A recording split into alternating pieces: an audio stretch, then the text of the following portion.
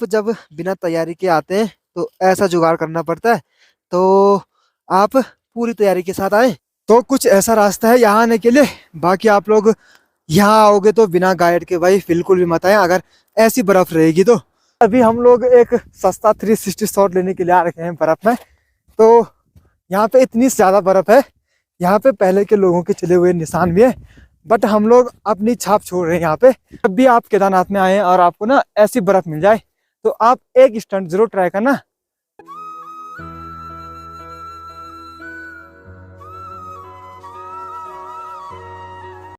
Hello everyone, good morning. मैं आपका दोस्त अंशु एक और नए ब्लॉग के साथ, और आज के ब्लॉग की शुरुआत हो रही है केदारनाथ से। अब कल शाम को हम लोग लगभग 6:30 बजे के आसपास केदारनाथ पहुंच गए थे और अभी सुबह के लगभग 8:30 हो रहे हैं। और सबसे पहले हम लोगों ने सोचा क्यों ना बर्फ देखने चला जाए, और सबसे पहले हम लोग जा रहे हैं भैरव बाबा मंदिर। सुबह के टाइम पे अभी हल्के हल्के बादल लगे हुए हैं सब तरफ, मौसम भी हल्का पैक है अभी यहाँ तो। बाकी ठंडा तो भाई काफी ज्यादा हो रहा है। तो एक बार चलते हैं बाबा भैरवनाथ के मंदिर पे। सुबह के टाइम पे कुछ ऐसा मौसम है, यहाँ से देखो मौसम पैक हो रखा है और हल्का हल्का जो लग रहा है कि यहाँ पे बर्फबारी हो रही है। बाकी देखो अभी भी जो बाबा भैरवनाथ जाने का रास्ता है उस रास्ते में पूरी बर्फ है भाई।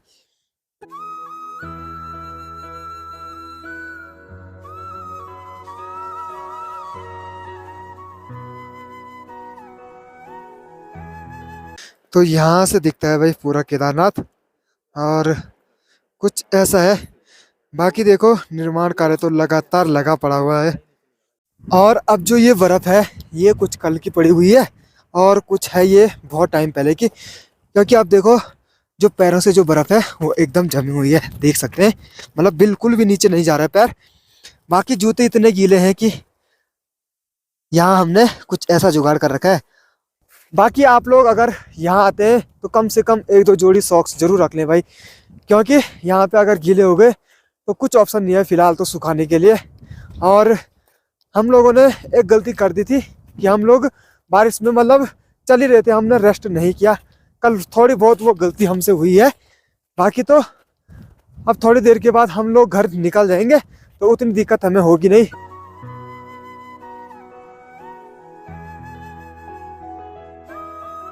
अब जो 2013-14 में जो आपदा आई थी वो आई थी इस साइड से। तो यहाँ पे है गांधी सरोवर इसके पीछे, तो वहां से वो ताल फट के पूरा यहाँ से नीचे आया था। एक और ट्रैक है यहाँ से जो जाता है मंदिर के यहाँ बगल से ऊपर, और ये वाली जो यहाँ पे आपको घाटी दिख रही होगी तो इसके पीछे है बासुकी ताल। बाकी बर्फ तो देख ही सकते हैं, आजकल तो वहाँ पता नहीं कितनी ज्यादा बर्फ गिरी होगी। बर्फ का पानी है वो यहाँ रास्ते में नीचे आ रहा है।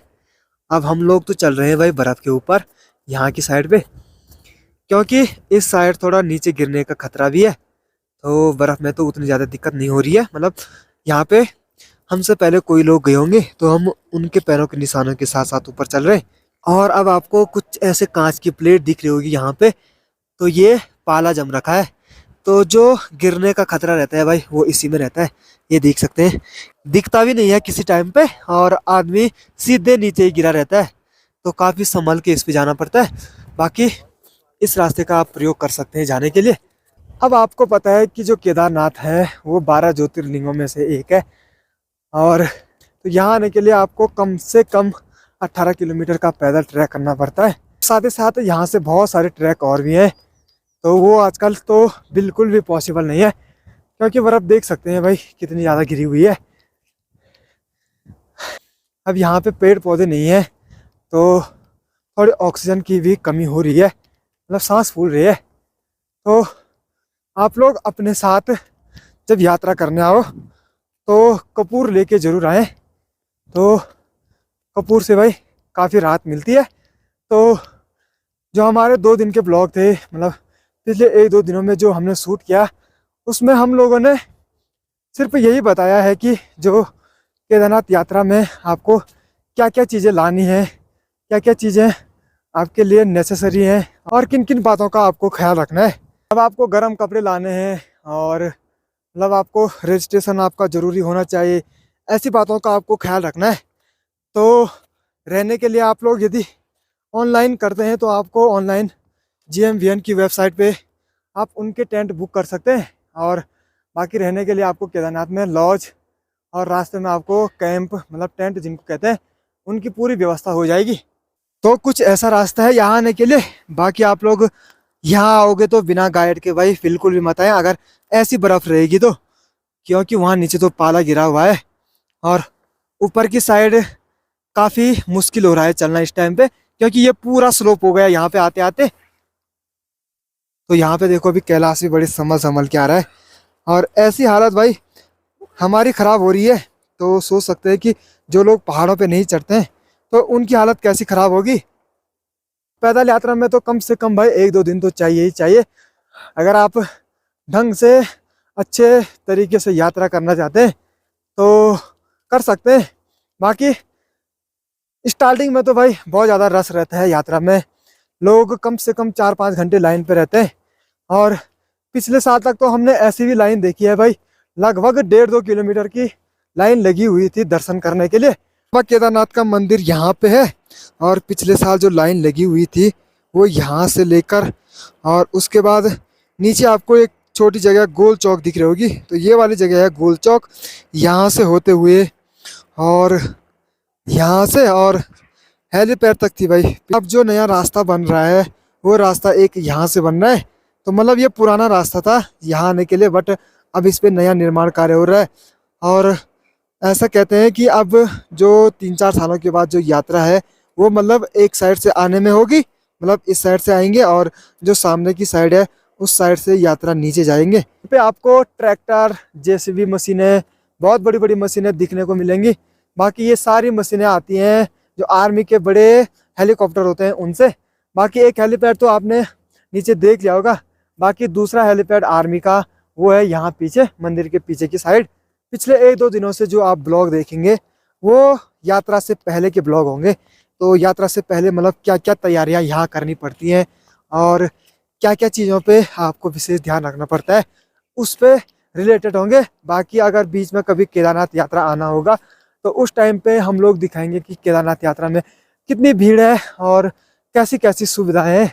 अभी तो स्टार्टिंग में तो भाई बहुत सारे टेंट, लॉज, ये सब चीज़ है रहने के लिए, लेकिन कभी कभी भीड़ इतनी ज़्यादा बढ़ जाती है कि लोगों के लिए रहना मुश्किल हो जाता है। तो पिछले साल भी भाई कभी कभी तो ऐसी नौबत आ जाती थी कि लोग जो मंदिर के बाहर पे जो टिन शेल्टर हैं उन टिन शेल्टरों पर रहते थे, तो वहाँ पे पूरी रात गुजारते थे।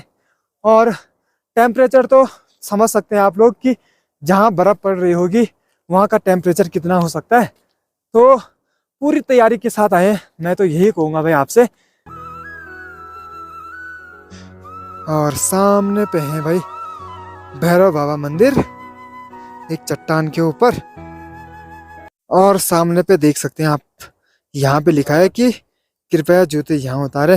तो जब बिना तैयारी के आते हैं तो ऐसा जुगाड़ करना पड़ता है, तो आप पूरी तैयारी के साथ आए।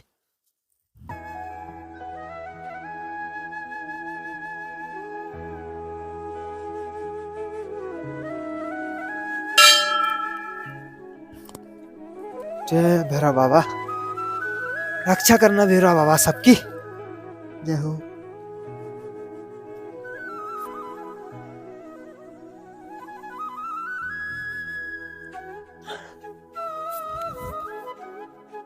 यहाँ पे है भैरव बाबा और कहते हैं कि गौरीकुंड से यात्रा शुरू हो जाती है गौरी माता मंदिर से, और बाबा भैरवनाथ मंदिर के दर्शन करने से ही जो केदारनाथ यात्रा है वो केदारनाथ यात्रा संपन्न हो जाती है। तो हमारी जो आज की यात्रा है वो भी संपन्न हुई, मतलब कल हम लोग गौरी माता मंदिर से आए थे और आज देखो बाबा भैरवनाथ जी के मंदिर के सामने पे है। तो ये वाली यात्रा भी हमारी आज संपन्न हुई। तो ये कपाट खुलने से पहले की यात्रा थी।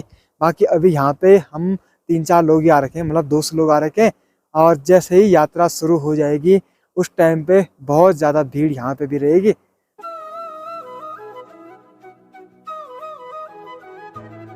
अब चलते हैं किसी ऊपर वाली चोटी से, और जहाँ से केदारनाथ मंदिर दिखता है तो वो वाली चोटी है यहाँ सामने की साइड, तो उस साइड चलते हैं और वहाँ से आपको नीचे के नज़ारे दिखाते हैं। अब नीचे के नज़ारे क्या होना है भाई, चारों तरफ के नज़ारे भी वहाँ से बढ़िया आएंगे। बस आज थोड़ी दिक्कत ये हो गई कि जो मौसम है वो हल्का सा ऊपर की साइड खराब हो गया, वरना जो नज़ारे रहते, क्योंकि बर्फ की चोटियां देखो भाई, चारों तरफ लबालब जो बर्फ है वो गिरी हुई है। अब जब हम लोग यात्रा के टाइम पे आते हैं तो उस टाइम पे इतनी ज्यादा बर्फ देखने को नहीं मिलती है, और ऊपर की जो चोटियां हैं उन पे भी मतलब बर्फ तो रहती है, बट उस टाइम पे हल्के से कम रहती है। केदारनाथ मंदिर के पीछे यहाँ नीचे तक बर्फ आ रखी है, और जैसे ही सीजन खुल जाएगा तो यहाँ की जो बर्फ है वो बर्फ पिघल जाएगी और आपको बर्फ देखने को मिलेगी ऊपर की चोटियों पे।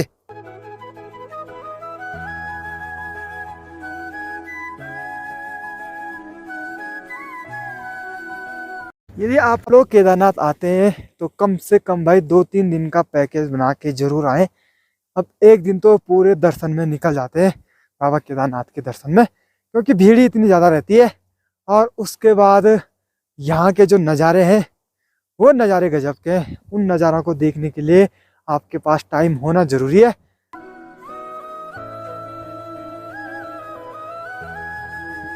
अब गौरी कुंड से यात्रियों को लाने के लिए बहुत सारे मतलब हजारों की तादाद में घोड़े खच्चर होंगे, तो उनके लिए जो चारा है वो चारा आता है।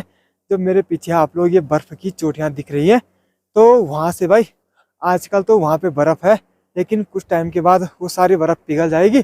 तो कुछ लोग रोज़गार के लिए जो घास है उस घास को लाते हैं, तो वो लोग सुबह को इतने ऊपर चले जाते हैं और शाम के टाइम पे जो चारा है वो चारा लाते हैं।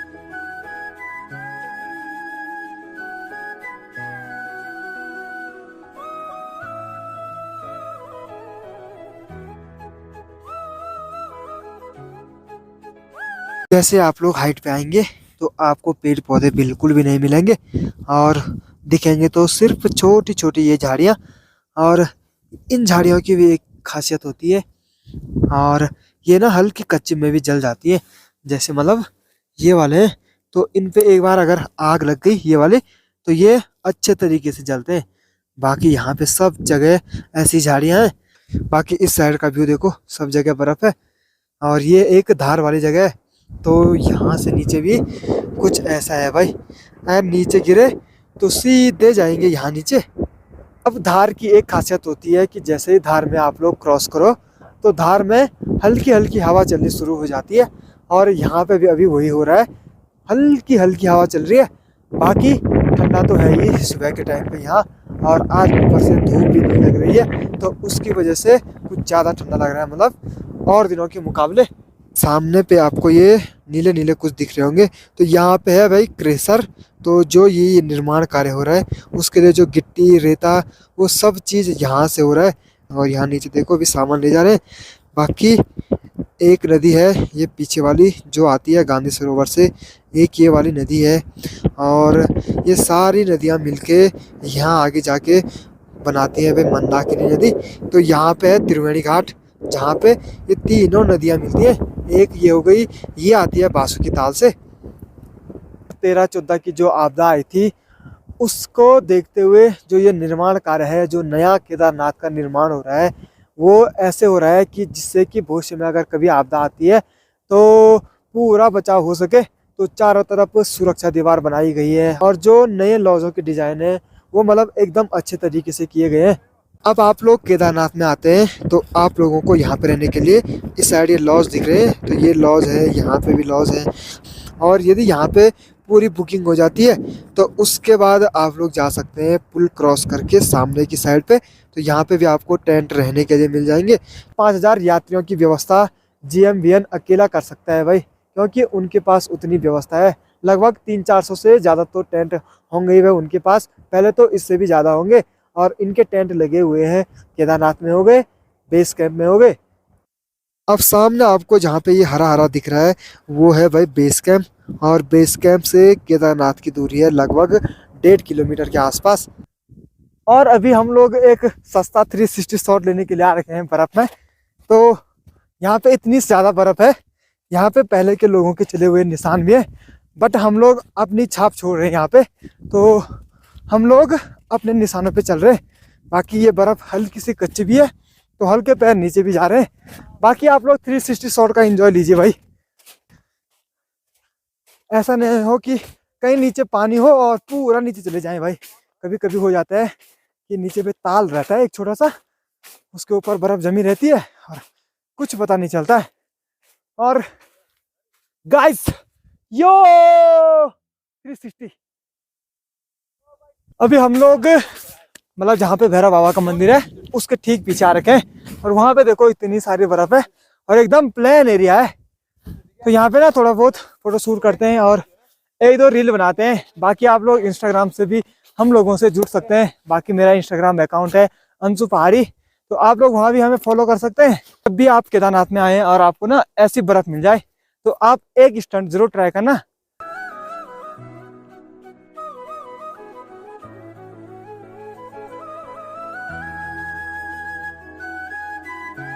ऐसा सुकून जाए भाई केदारनाथ में आके। और अभी देखो हल्की हल्की धूप लग गई है, तो वंस मोर हो जाए भाई।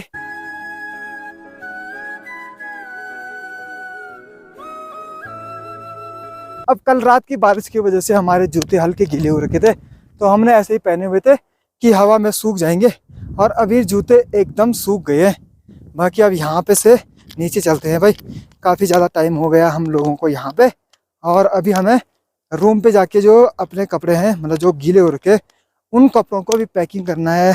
बाकी हम लोग घर से कंबल वगैरह लाए थे और वो सारी चीज़ पैकिंग करनी है। बाकी आधा घंटा तो हमें रूम पे लग ही जाएगा पैकिंग करते करते। तो उसके बाद लगभग 7-8 बजे तो घर पहुंच जाएंगे। और कल रात को भी लगभग 6:30 बजे के आसपास हम लोग केदारनाथ में पहुंचे थे, और आज भी लगभग 6:30-7 बजे के आसपास हम लोग घर पहुंच जाएंगे। ऐसा हम लोगों ने टारगेट रखा है कि हम लोग 12-12:15 बजे से पहले यहाँ से निकल जाएंगे नीचे, और लगभग 3-4 घंटे तो हमें नीचे जाने में लग ही जाएंगे। यदि आप लोग केदारनाथ आ रहे हैं तो आप लोग हमारे पूरे ब्लॉग ज़रूर देखें भाई, उसमें आपको केदारनाथ की फुल जानकारी मिल जाएगी। मतलब क्या क्या व्यवस्थाएं हैं, क्या क्या तैयारियां आपको करनी है, तो इन सारी चीज़ों को आपको एक साथ लेके चलना है, तो तभी यहाँ भाई सही रहेगा। अब कहीं सारे लोग क्या करते हैं कि बिना तैयारी के केदारनाथ पहुँच जाते हैं, और कई बार बड़े हादसे हो जाते हैं।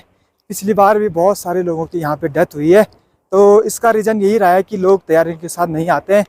जैसे जिन लोगों को मतलब सांस लेने में दिक्कत होती है, तो वो लोग अपने साथ कपूर वगैरह जरूर लाएं भाई, क्योंकि आपने देख ही लिया होगा कि यहाँ पर अभी भी बर्फ़ है, मतलब पेड़ पौधे तो बिल्कुल भी नहीं है, तो सांस लेने में तो दिक्कत होगी। अब आपको बाबा भैरवनाथ आने के लिए केदारनाथ मंदिर से 1 किलोमीटर की हल्की सी चढ़ाई चढ़नी पड़ेगी, तो आप लोग आराम से यहाँ पहुँच सकते हैं।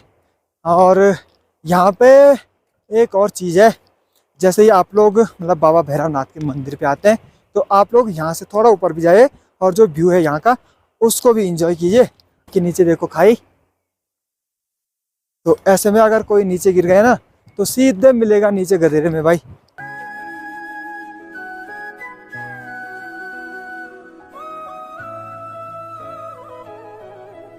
ठंड में भी देखो भाई लोग लगे हुए हैं अपने काम पे।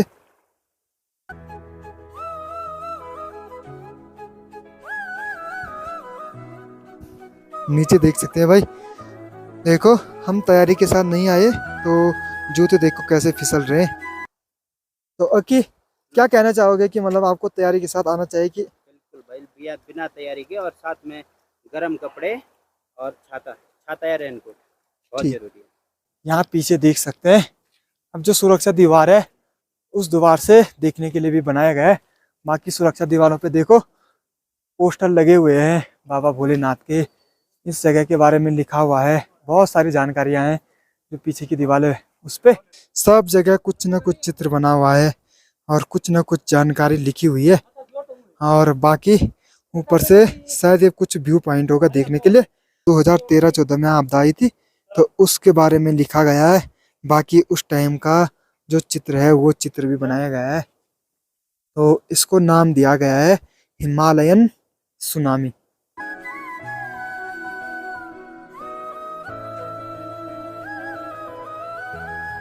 अभी मैं जा रहा हूँ जो दीवार के ऊपर व्यू पॉइंट बनाया गया है उस व्यू पॉइंट पे, और वहाँ से दिखाते हैं कि वहाँ से जो नज़ारे हैं वो कैसे दिख रहे हैं। और व्यू पॉइंट भी इतना मस्त तरीके से बना हुआ है, तो देखते हैं क्या क्या है वहाँ पे। बाकी भाई कुछ ऐसा है यहाँ से व्यू पॉइंट देखो, एकदम लकड़ी का बनाया गया है भाई सब चीज यहाँ पे।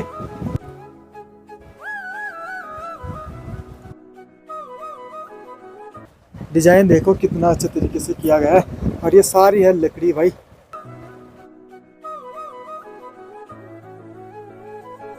मंदिर के पीछे आपको ये विशालकाय शिला दिख रही होगी, तो इस शिला का नाम है भीम शिला। और ये वही शिला है भाई जिसने 2013-14 में आपदा के टाइम पे जो चौराबाड़ी ग्लेशियर फटा था, उसका जो पानी था उस पानी को 2 भागों में डाइवर्स किया था, तो जिसके वजह से मंदिर एकदम सेफ था। तो मतलब आप यहाँ पीछे देख के लगा सकते हैं कि उस टाइम पे कितना पानी रहा होगा। तो ये पूरा एरिया उस टाइम पे पानी से भरा हुआ था। मंदिर के पीछे से ये वाला रास्ता जाता है, ये जाता है आदि गुरु शंकराचार्य समाधि स्थल पे। यहाँ पे देखो भाई सब जगह एकदम कटे हुए पत्थर लगे हुए हैं, तो रास्ता देखो एकदम मस्त सा है। गुरु शंकराचार्य जी की समाधि। बाकी अभी कैलाश देखो शंकराचार्य जी से कुछ प्रवचन ले रहा है।